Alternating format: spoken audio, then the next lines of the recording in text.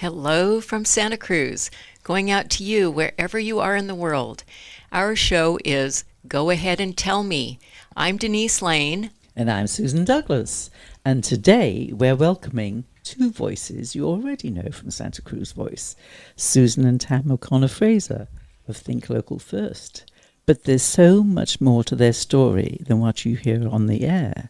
Before the business, before the awards, before the radio show, there was a circus, a high school stage, a leap of faith, and an adventure that is still unfolding. You may think you know them, but trust me, you don't know the half of it. Stay with us, because today, Susan and Tam are letting us in. Welcome, Susan and Tam. Well, it's nice to be here. Yes, thank you. Welcome.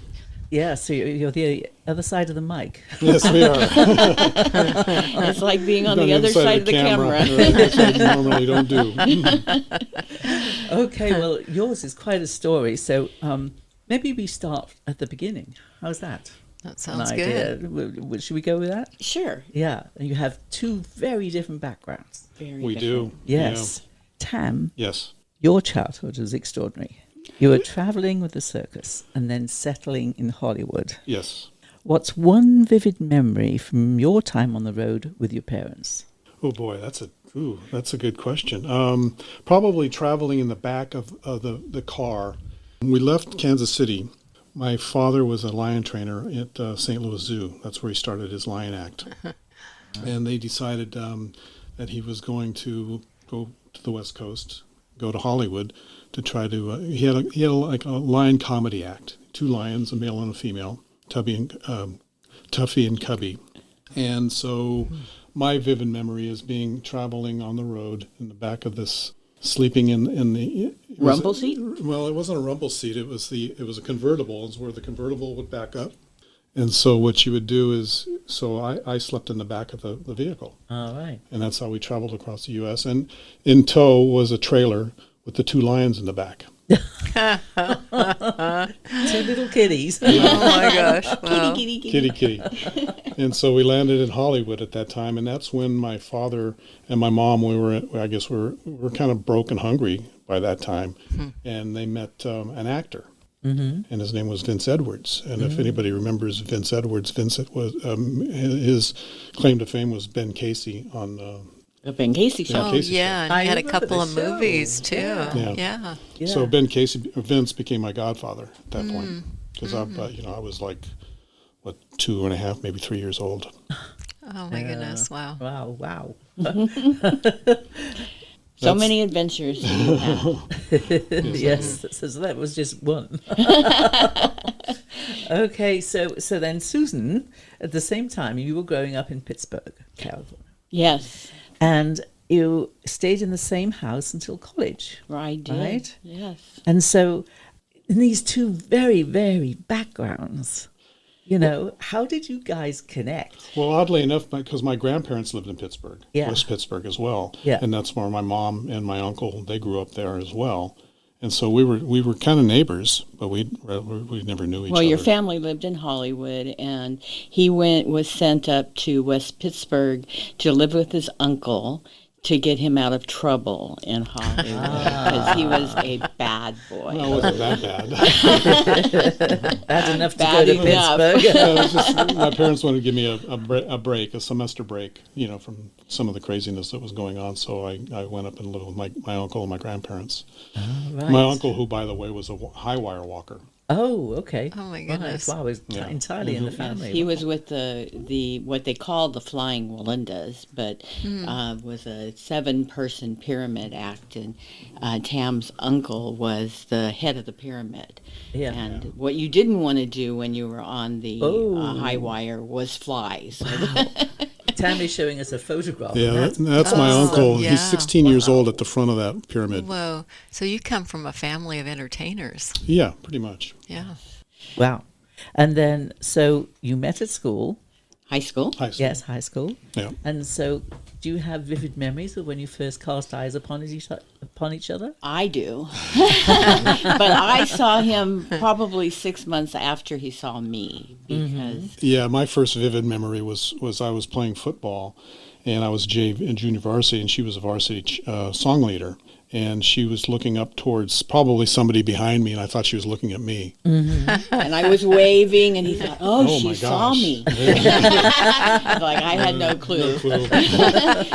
just a lowly junior. Yes, and it wasn't until in the March of 1972 when I noticed him went to rehearsal where my best friend was the lead in How to Succeed in Business Without Really Trying. Right. And I saw him on stage, and I thought, oh my gosh, who is that? You know how Right. young So that was lust. the first time you actually... That's what it was, huh? Young lust. Yeah, there you go. She never told you that 17 before. years old. And so I thought he went to the school where the choreographer came from, because I would have noticed him, I'm sure, before March of that year. But no, that was the first time I saw him, and it was kind of love at first sight. So did you introduce yourself at that point? No, I was probably kind of nervous, and because he was this guy from another school, I thought. Right. And it ended up that it took us a few days at least. At least, yeah. Before I introduced myself, or we introduced each other, and then we hung out at the play, and he actually missed his cue because he was downstairs flirting with me. Yeah. And he heard his line because he was in the male chorus, and somebody else was doing his line because he didn't come up to be on stage. Oh boy. So yeah, Yeah. that was my senior year and his junior year. In I mean, high I think school. that was probably the highlight of my life, probably back then, because I was the MVP on the baseball team. I was a varsity baseball player. Had like the hottest girl in high school, and so I probably peaked as a junior. I don't know. Oh, I'm sure there's been a few more since There's then. been a lot more peaks since then. But your Hollywood background and Susan's background, I mean, it's kind of a very interesting mix. Almost a case of opposites attract, right?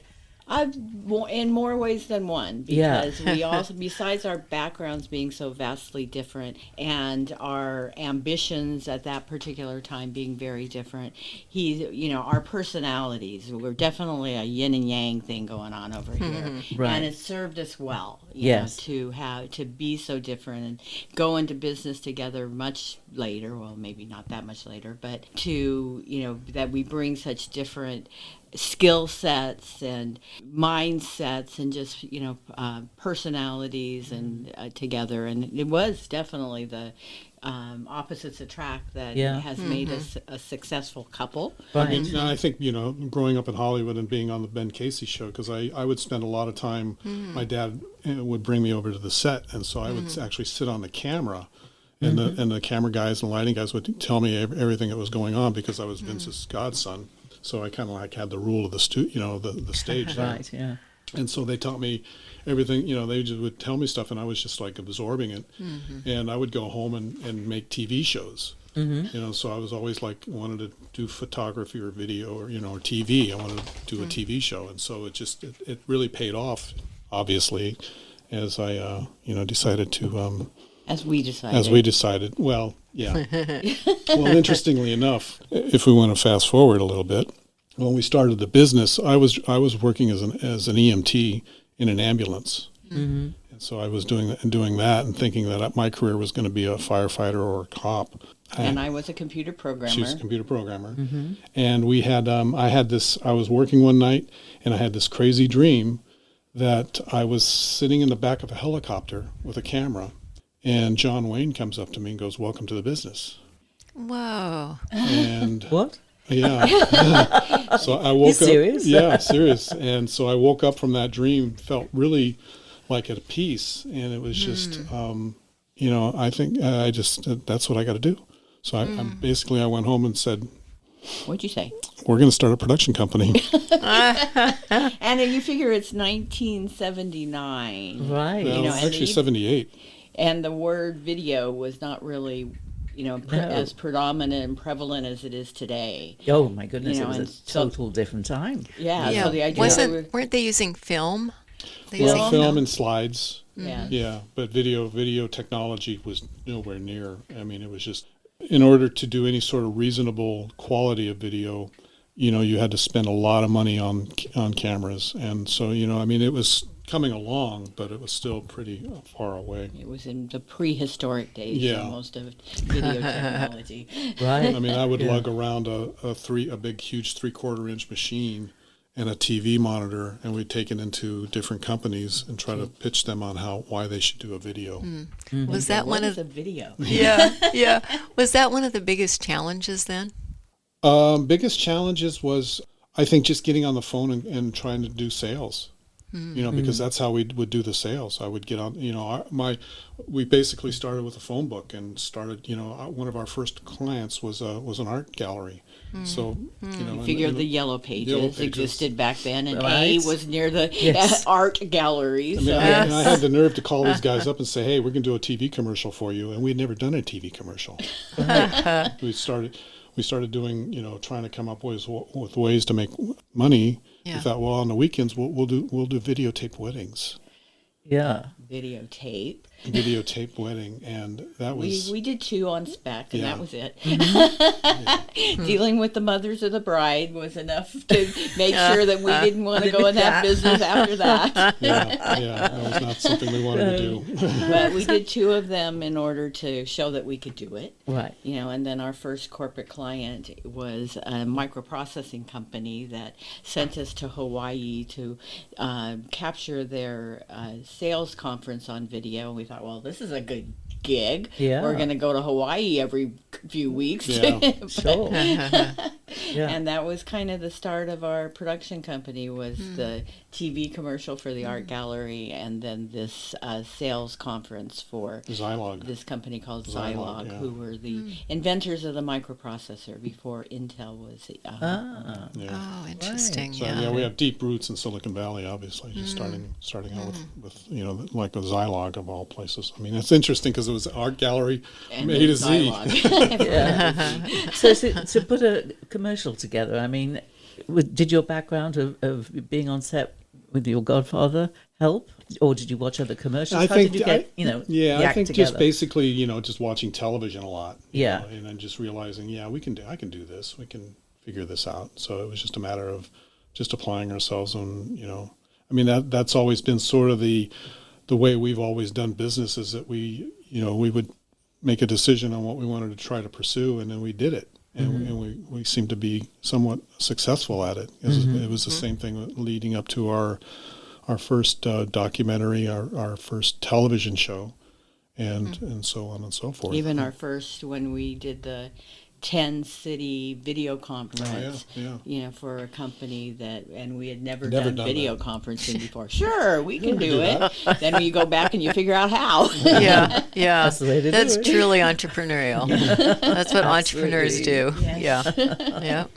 Yeah. So then you've got obviously casting for your commercials. So you had to enter into a different realm again of casting. Yes.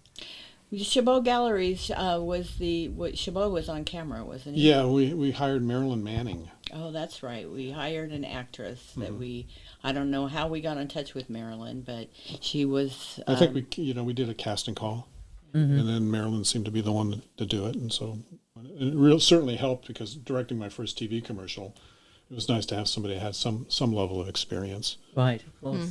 Yeah. What was it like to do this as a married couple, this creative process? Not easy at first. Yeah, it's interesting because we started young. We were in our early 20s, mid 20s when we started this, and so we had a. Well, we were still growing up. Yeah, we're still, because we got married at 19 and 20. Yeah. Oh, And yeah. we had our first baby at 20 and 21. And so, we were kind of like dealing with a lot of that stuff as, as youngsters. So much going on. So much going on, starting a business, buying a home and, establishing, and then, deciding to make a business was, I We think were kind of crazy. Yeah. We had our moments. So what were your main fears and motivations then, when you were just starting a business? Well, I think for me, I love to write. I'd been writing since I was probably 10 years old. So this gave us the opportunity for me to pursue a passion of mine, which I didn't have a lot of opportunity to do that as a computer programmer. Right. And also the whole environment for women in Silicon Valley, young women or older women, was pretty toxic back in those are the early days. yeah, Yeah. in 70s and 80s. And so getting away from that, I'm kind of a control freak. So being in business, I thought I'd have a lot more control. Yes. Right. And no. It's a lot more work, but yeah. You don't really have that much more control.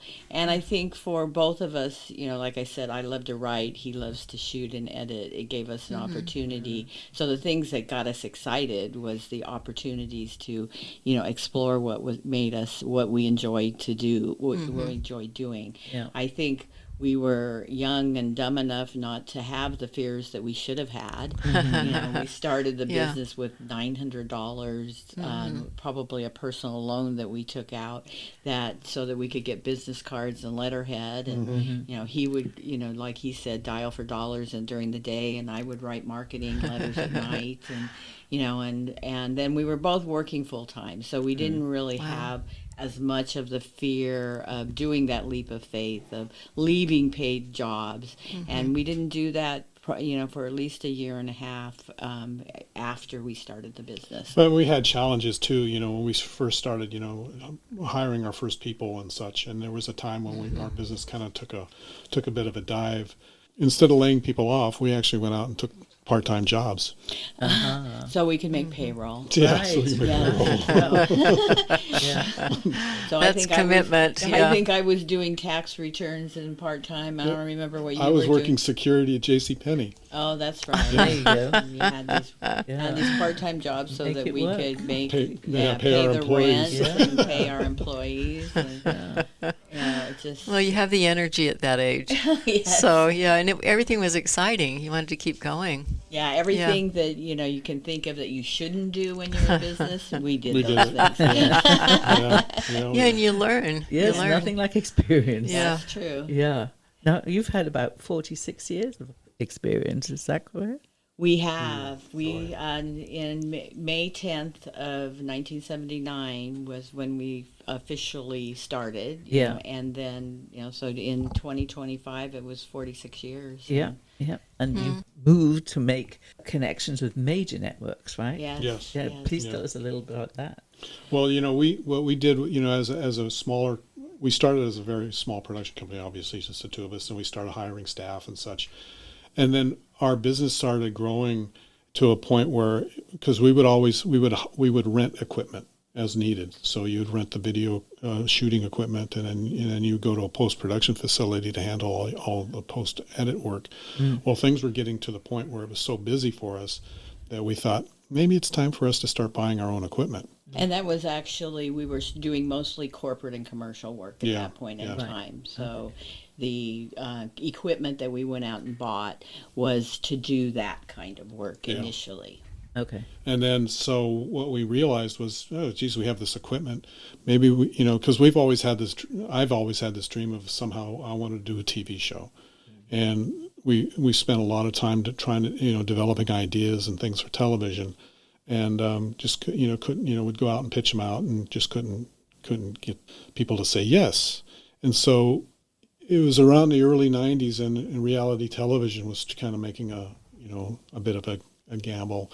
And so we came up with, I thought, an idea, since we had our own video production equipment at this point, we had a post facility that we'd invested nearly over $500,000 in. And then we had all this video shooting gear, which was probably another $300,000 or $400,000. I mean, video equipment back then was very, very expensive.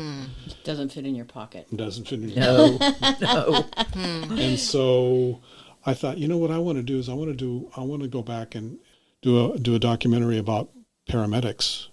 Go back to my early days as an ambulance driver, attendant, Right. EMT, Yeah. and do a story about currently the working paramedics. And so we would go off. So we spent we made contact with AMR, who was the paramedic service in Santa Clara County, and because I had still had some connections there, and so we want to do a reality series following your paramedics around. So they give us the approval to do it, and we created. That was July of what was that? It was December of '92. And in between that time, Tam had gone off to work at KNTV, now NBC Bay Area, to produce commercials for them. So he had contacts at KNTV, and Tam went to KNTV and said, we want to do this paramedic show. Would you buy it? Yeah. And figuring they had no money as a local TV affiliate, ABC affiliate, and they agreed to pay us a whole $500 an episode, which was huge for a local TV station to give us that money. And so we took what we had shot, and we produced 4 episodes for KNTV to air on there. Well, that's very early days for live shows, following people, which is what you did, right? Yeah. I mean, we shot it, we edited it, we again made tons of mistakes. We didn't get all the releases that we needed to get, and we really didn't think about it that much until later. We took those 4 episodes and we created a documentary for Discovery Channel. Yeah, I created a 2-hour documentary, took all the footage and made a 2-hour documentary, and then we ran it by Discovery, and they liked the idea, and so they bought it from us. Yeah, cool. And so that was nice. our first foray into Discovery Channel. But between that point, we were trying to come up with another idea for a TV show. Well, we had pitched a couple. We had actually shot a couple. We had sold the show to the paramedic show to a network that ended up going out of business. But we came up with the idea for a Coast Guard reality TV show about the United States Coast Guard. Great idea. We had pitched an idea for a scripted series to the Coast Guard, and had met the people down in the Los Angeles Motion Picture and Television office down there, the organization that is the liaison with the motion picture and television industry, as well as the Coast Guard. So all of the different branches of the military have a liaison office in LA. They liked the idea. We developed a script. We couldn't get the script sold, but in 1993 we went back with this idea of doing a reality show about the Coast Guard. And they, were... We showed them the paramedic stuff, and they said, geez, if you can do that for us, what you did for the paramedics, we're in. Cool. And so they gave us access to the entire Coast Guard, and we went out and shot a pilot episode, and spent about a month or so shooting the pilot episode. So we created that.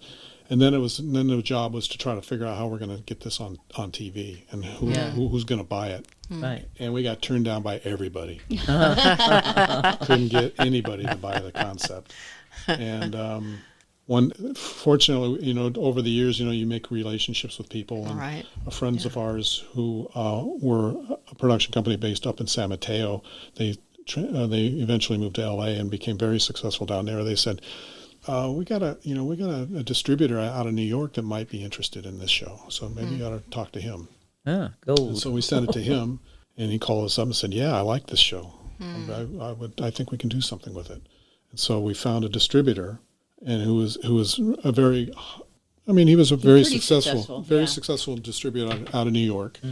So he took the show on, took it to what they call the National Association of Broadcasters, which is a yearly event where every TV network goes to sell their syndicated shows. We went there, and we got a sale.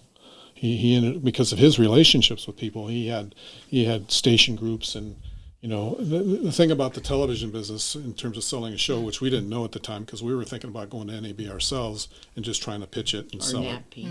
Oh, that's right, it was NAPI. Sorry. National Association not of NAB. Television Programming Executives. Yeah, that's Okay. it. NAPI. So, There we we were thinking, we're going to go sell this show on our own, and we had no clue. Because You can't do it. You got to have a distributor, and you got to have somebody that knows other people and such. And so we were able to There was actually a competing Coast Guard TV show that was there that was out of the Mary Tyler Moore production So we're up against- organization. we're up Oh, against my Mary And Tyler. we goodness, thought our wow. chances were like slim to none to Yeah. compete Wow. with Mary Tyler Moore. Absolutely. But because of the contacts that our distributor had, the big thing was that he got a deal with the CBS owned and operated It's called stations, Group W. and got us to sell at all the CBS O&Os, and that paved the way for us to get on the air. We cleared 107 stations, or he cleared 107 stations throughout the U.S. and Brilliant. got ourselves on the air in the fall of 1995. Yeah, that was a big Wow, deal. wonderful. I mean, it's a big deal for a Northern California, Silicon Valley-based company to actually be producing A weekly TV show. television show. And then he also made sales overseas too. So we had another version of the show called Sea Rescue that was being sold to European markets. Including B-Sky B B-Sky B. and the UK. Yeah. Excellent. So Wow, did you that's so keep in cool. documentary? We did. I mean, we took the Coast Guard TV shows that we did, and we created documentaries for Discovery. Went back to them, shot a new episode called Rescue Swimmer. Repackaged all the episodes that we created for the television show to create 3 1-hour documentaries for the Discovery Channel, and then it was we kept doing that. And then decided at one point in time that the TV industry was not for us. Well, we had also done a preemie documentary on preemies. We did a 3-hour lifeguard rescues, which was based here in Santa Cruz. One summer, I decided I want to spend the summer with my daughter, who was a lifeguard. And I thought, I want to do a documentary to kind of reverse what Baywatch has done to women lifeguards. Yeah. Thank you. And so we spent the summer on the beach and created 3 hours for Discovery Health on that show. So that was a lot of fun. And then, there's a few other things that we've done. Well, our distributor out of New York took our show to Travel Channel, and we did 26 episodes for the Travel Channel called Vacation SOS. And where did that take you? 26 episodes? Mainly it was just repackaging what we had already done. Oh, right. So We really maximized our revenues based on a lot of old footage that we shot over a period of years. I mean, that show, went from the syndicated show, 68 half hours, to 4 or 5 Discovery documentaries, and they kept paying us stuff, kept paying us for that. And Not then bad. Vacation Not SOS. bad at all. Vacation SOS, and then the international syndication of Sea Rescue, which was also Coast Guard, and then the documentaries that were also sold internationally. Yeah, we couldn't have, if you laid out a game plan and said, oh, this is what you're going to do and how you're going to do it, I mean, we would never would have figured that out. Well, and the other thing was, not only did we have our own equipment so that we could coordinate or negotiate deals with Discovery on what they call co-productions, which meant that we had ownership of all of the that's assets. great. Yeah. So that was huge for us. That is. But also in the initial execution of the show, the Coast Guard sent us all their footage. Oh. So they were they would shoot all this video on either VHS or High 8.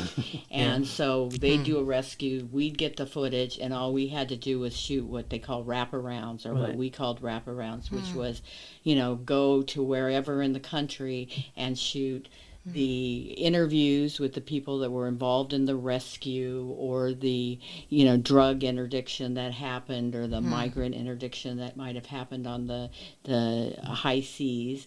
And then we would take and then shoot the guys running to the helicopter, the people on the microphone saying, we're talking to the people that are out stranded on the ocean. Yeah. So we had our production costs were pretty low. That's amazing that yeah. it just handed it production over. costs were low. However, by this time our staffing in the company was close to about 50 some odd people. Ah, yeah. So we had a very, very large overhead in terms of Yes. a lot of Wow. employees to and we needed to have those people because we had producers, we had editors, and so we had We had deadlines. We had deadlines. Yes. So we had Yeah. a good We had to sized team of deliver people. episodes to our syndicated partners, and of course the editors hated that we were in there going, we got to ship this episode, and because they wanted to just edit.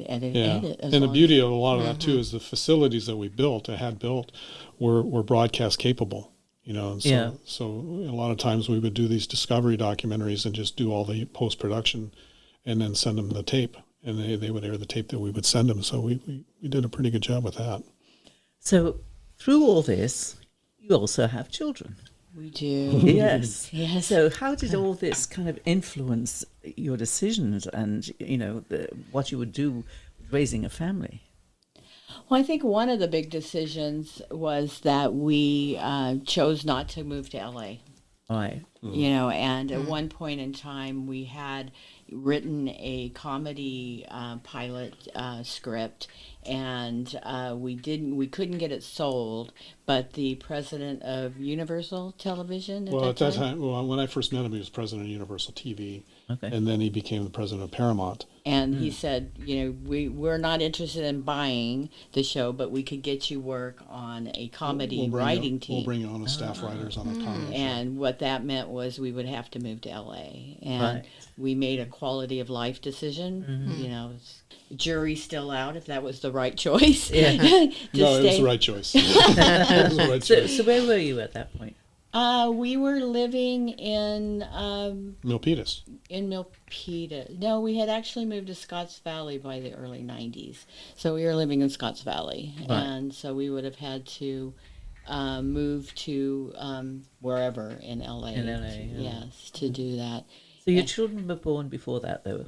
Oh, yes, yeah. yes. And so we pretended like we didn't own a company and have all of the the demands of owning a company. And at one point in time we had a mother's helper that would help cook and clean and shop and go to the dry cleaners and all those different errands that moms would Kind of do. like a nanny.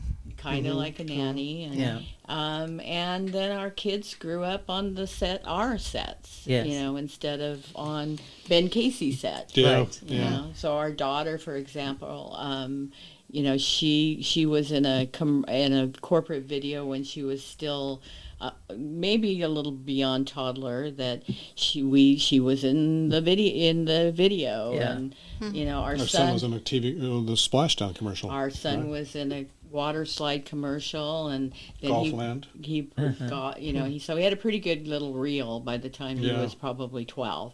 Yeah. Cheap talent, but But there were some sacrifices. I mean, in terms of our daughter always brings back the fact that we were never around, and Yeah. she would never ever consider working with us.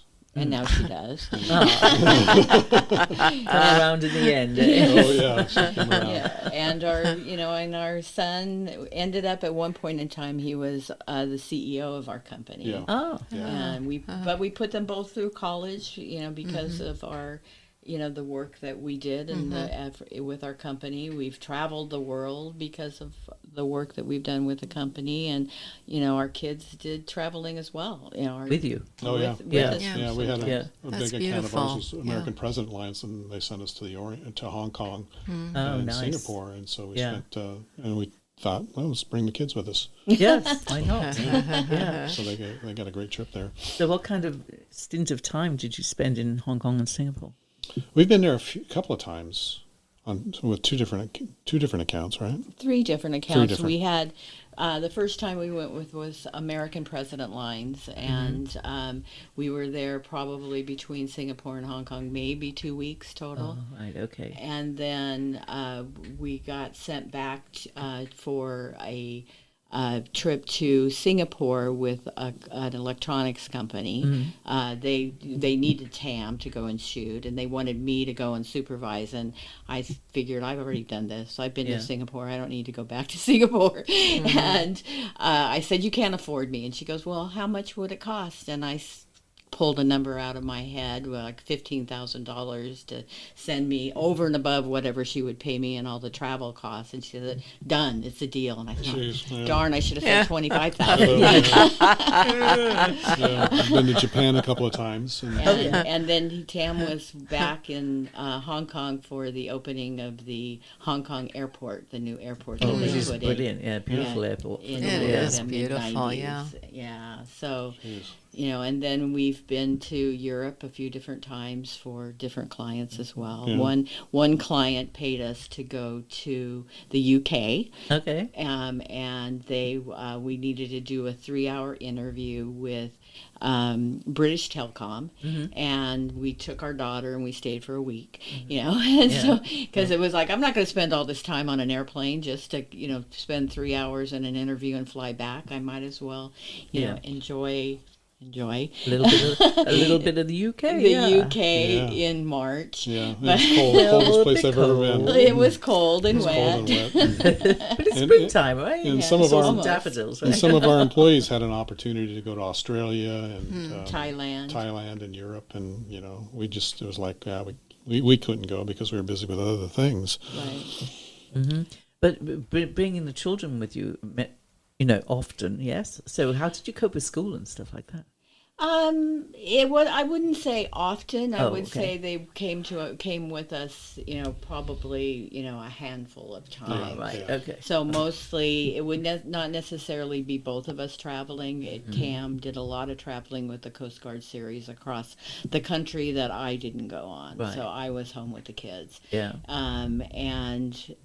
But there, and we didn't really worry about school that much because, the kids did well, and the schools felt, as they did when I was growing up and did some traveling, was that the traveling experience was as important as the classroom experience. Yeah, very valuable. Yeah.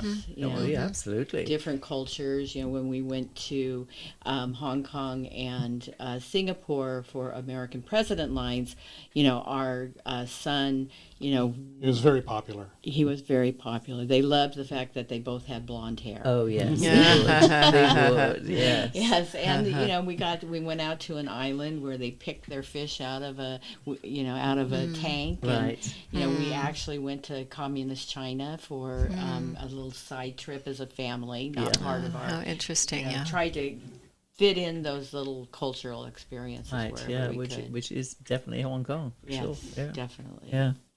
Okay. Lovely. Yeah. When you look back, what technological change most transformed the way that you work? Tam is holding up his mobile phone here because he shoots a lot with his iPhone now. Yeah, for instance, when we first started working with the Santa Cruz Beach Boardwalk in '92, and what we wanted to do was bring them up to the next level, bring them up, because they were doing a lot of local television commercials, all in video, with the local KNTV. And so I wanted to bring them up to another level, and so we shot our first commercials for them on film. And subsequently after that, we switched back over to video, but I had come up with a way to make video look more like film, and so when we had our own equipment, we would just utilize that. Fast forward now to today, I'm using my iPhone for a lot of the commercial work because it's 4K video. And it's just beautiful looking stuff, and it's probably the highest quality video that I've ever seen. Anything that we've ever done over the past 30 some odd years working with the boardwalk. So, that's amazing. Yeah. And you figure between that and the fact that, like Tam said, our first editing system was a $750,000 Right. edit suite. Yeah. And now it's and required a separate room for air conditioning, and also required an editor. We had to have somebody that we were paying a lot of money just to do what we called online editing. Yeah. Sure. And where today he's doing it on a desktop, on a Macintosh. Right, And yes. so the technology and is production so and different. post-production has been incredible. Obviously, the whole process is different today. Yes. Back in the 80s, and you go to the client for a meeting, where now you can do it over Zoom. You had to go to the client to share whatever the steps of the editing process were, where now we can share everything online. Right. Music libraries used to be on either cassette tapes or CDs that we would bring in, and you'd have to listen to all of these things, where now that's all online. Yeah. Casting. We used to have, the boardwalk is a great example. We would take 2 days of a whole boardwalk marketing department to come in and look at talent in person, where now that's all done online. Yeah. And voiceover casting, same thing. Yeah. You do that all online. So Yeah. it's a whole different Yeah. world. It totally is. Which, I mean, it's kind of a mixed bag. For us, we've been able to adapt to it and make do really well with it. But it also brought down the level for entry, the barrier of entry. Back, in the 80s and 90s when we started, it required lots of money, lots of capital to be able to do anything. But now you don't have that anymore. So you have a lot of people can do, the competition. Everybody can shoot. Everybody and can edit. shoot. That's right. That's true. It is That's true. right. I mean, look at YouTube. Whoa. Yeah. Yes. Yeah, it's the wild. content is huge. Yeah. Do you use AI in your work? We've started messing around with it. I've I've been playing around with some AI music, which has been kind of interesting and fun. And but I haven't really ventured too much into AI video yet, but I probably will be. Yeah, now they've even compiled an actor that's being hired, Yeah. right? Yeah. And of course, huge controversy in Hollywood. Yeah. They're hated by actors now. Yeah, there's a lot of Yeah. opportunity there, and I see AI as a tool, and it shouldn't be something that just Part of the problem is people get lazy and they'll use it for everything, and it shouldn't be. It should just be part of a bag of tools that you have to be able to kind of make things a little bit better here and there, or do stuff that you can't, you couldn't have done. Yeah. We've done a little bit with graphic design, logo development and things like that. I'm thinking from the new radio show we're going to launch in January. Yeah, that's true. Just like, Okay, tell us about Yeah, that. tell us about it. that. Yeah. Yeah, well, we've been doing Think Local First Radio since the launch of Santa Cruz Voice.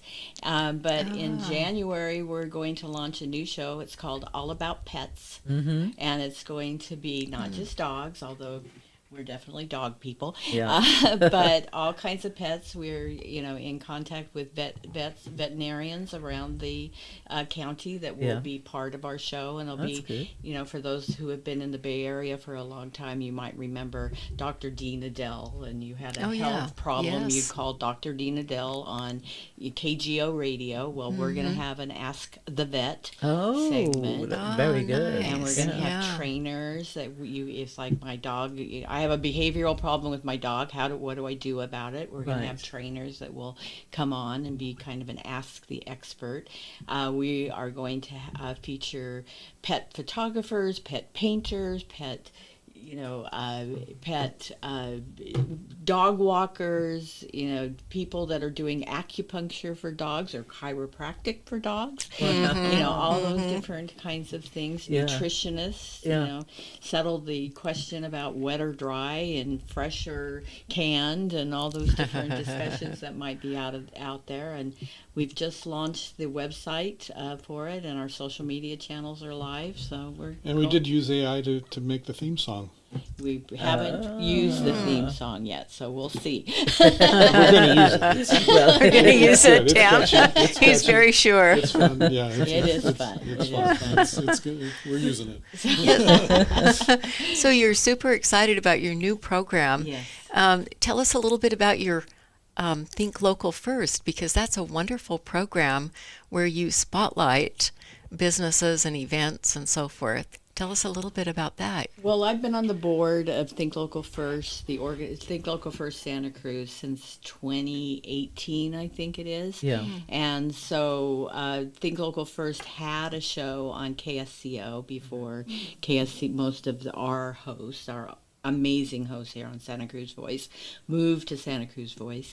And our show, Think Local First, moved with Rosie and Bill and Charlie and all of our other great people to Santa Cruz Voice. And we, in our first hour every week, we feature Eat, Drink, and Be Local, places you can go, and restaurants and breweries and wineries. And we usually have one segment in the show that's an interview with a local business. And then in the second hour of the show, we spend one full hour on either a nonprofit or a business in Santa Cruz County. And to be part of Think Local First, you need to be a not independent, but locally owned and locally managed business. Yeah, in that's the the county. criteria. Yeah. Yeah, Okay. and So it's not a franchise. franchises can happen if the franchise corporate office is within our area as well. So, for instance, Togo's is owned. We have the local owner of the Scotts Valley, Capitola, and Watsonville franchises, because Togo's is actually out of Campbell. Yeah. So there's other, Eric's Deli has franchises, but Okay. they're based in either Santa Cruz or Santa Clara County. So it's all Santa Cruz County, and our adjacent counties can be part of Think Local Santa Cruz. Okay. But you're very involved in the Scotts Valley community too, I'm right? I'm on the Scotts Valley Chamber Board as well. Right. And then- they put out quite a lot in a year. Yes, we've done a lot of things. Our particular organization, I'm on their Scotts Valley Economic Development Council as well, and we've done a lot for our businesses up in Scotts Valley. And Yeah. Great. Yeah, because there's that wonderful wine festival. yes, Scotts Valley Art, Wine, and Beer Festival Yeah. is just our kind of our gem for the year. One of our 2 fundraising events, and it's we get so many great bands and wineries and local breweries, as well as I run Dog Day. Yeah, and Dog Day is Yeah. probably responsible for why we're going to do All About Pets. Probably, Yeah. yes. Okay. It connects us to the ties dog together. community. Ties together, and there's a big one too. Yeah. You've always given back to the Santa Cruz community nonprofits and served on nonprofit boards. Why is that such a core part of who you are? I think it really, for me, it kind of goes back to my parents. That was being involved in the community. Whether it was, my father was a tutor after he retired. He would tutor people in the community, help with their reading skills. They were just always active. And so I always figured that was part of what you're supposed to do. It's like us putting our kids through college so they didn't have college debt. That came from my parents. That's what what I figured everybody did. And so when we were in San Jose, we started a media organization there that grew to 300 members. And we did a lot of stuff for nonprofits where we would do things either pro bono or severely discounted so that people could tell their story. We helped the Sacred Heart Community Services. Sacred Heart, yeah. That they raised $1.5 million in one morning breakfast, and part of what they were able to do. Wow, that's was significant. because of the video that we created for them. And during the pandemic, we were watching all these videos or TV stories of food banks and the cars trying to get in to get food at the fairgrounds. And it's like, we're going to produce PSAs to help people, help these organizations get food to people. And, and so we worked with San Benito, Monterey County, as well as Second Harvest out of Watsonville to create these PSAs to let people know, they need your help. We need help for our community to put food on the table. Yeah, Excellent. wonderful projects. Yeah, indeed. Is there one that really touched your hearts? Whew. Boy, it goes that goes way back. Because we used to do all the videos for the United Way in Santa Clara County, and there were a lot of stories there that would always touch us.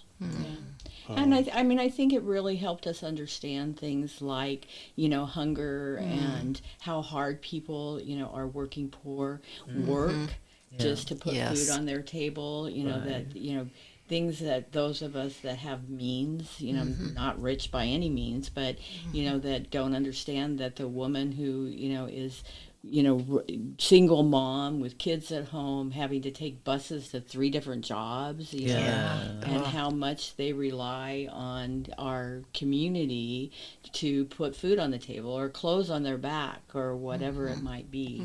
It brings us closer to the challenges that a lot of people have in our community that otherwise we might not have known. You wouldn't see.